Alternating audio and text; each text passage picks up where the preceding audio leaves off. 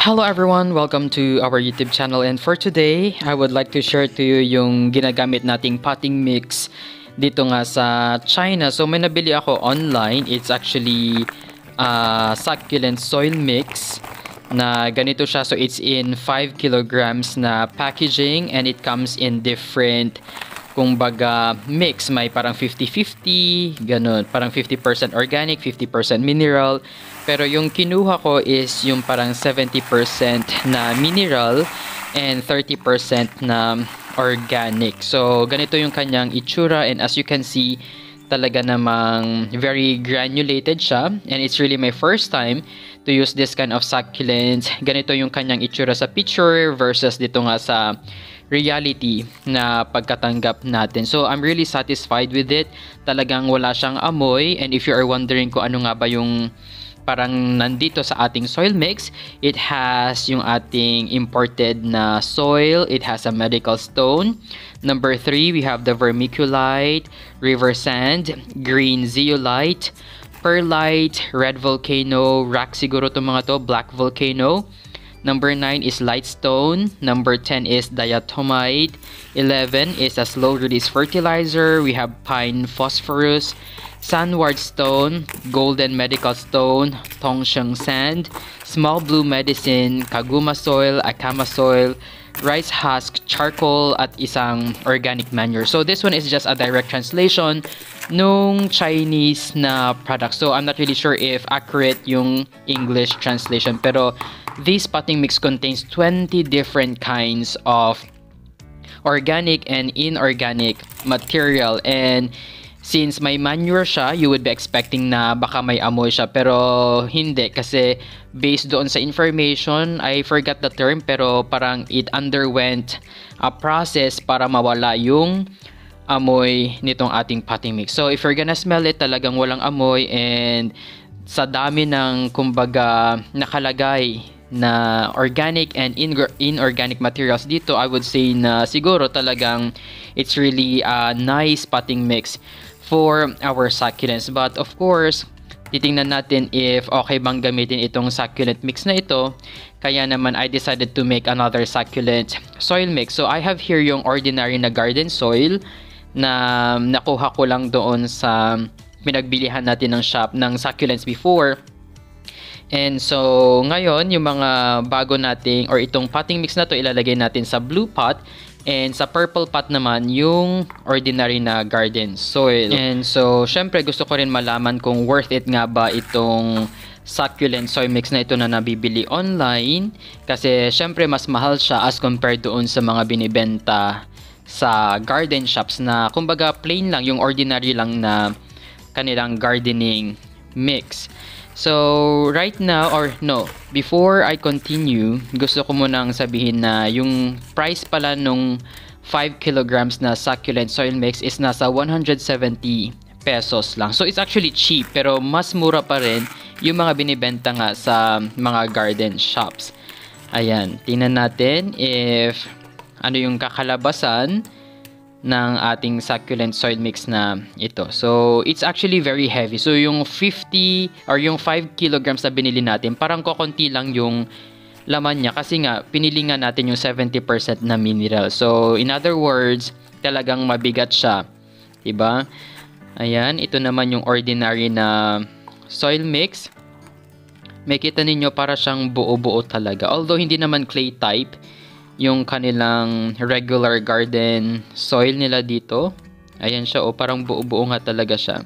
I think I will be having 2 pots nito din. And now na naka-ready na yung ating mga potting mixes, I have also prepared some succulents na isa-subject nga natin sa ating experiment. So first, we have here yung ating mga agavoides. So matagal na itong naka-air dry.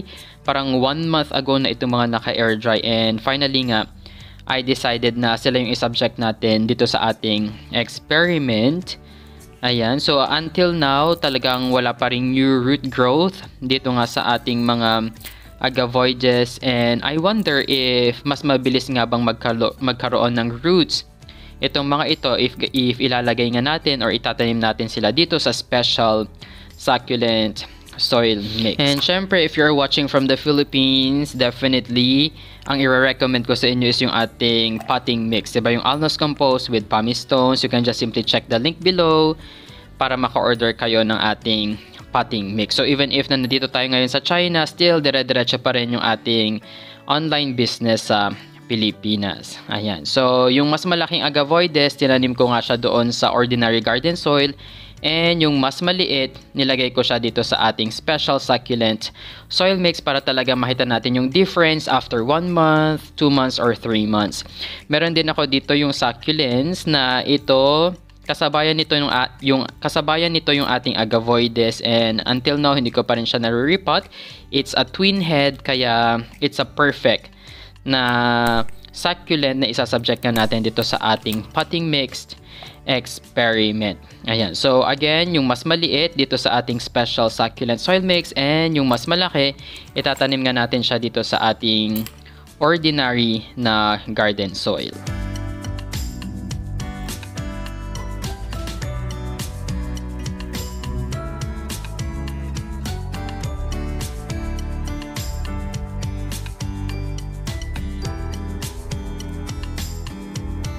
Lastly, I will also be subjecting yung isa nating succulent into this experiment, and ito nga yung ating lithops. So, if you have watched yung ating repotting videos last time, ito yung nirepot nating lithops sa ating specialized soil mix, pero I really wonder if magkakaroon nga rin ba ng difference if itatanim lang natin siya sa ordinary na garden soil.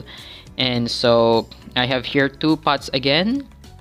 Ito yung isa-subject natin sa ating succulent soil mix. So, it's literally repotting yung mga lithops dito nga sa 2 different soil mix.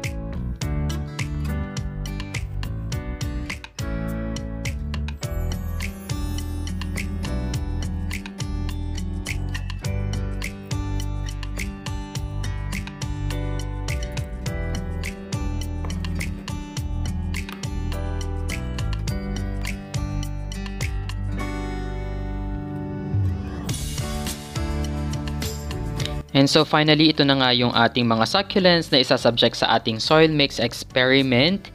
As of now, hindi ko po muna sila diniligan. Hindi ako nag-apply ng any slow release fertilizer sa kanila. Ayan, so definitely in the next coming months to come, I will be giving you an update sa kanilang progress. And malay ninyo, diba, in the future, we can also export itong succulent soil mix na ito sa Philippines just in case na maganda siya, diba? Pero for now, parang maganda naman yung succulent soil mix na nabili natin. But that's all for today. Thank you guys for watching.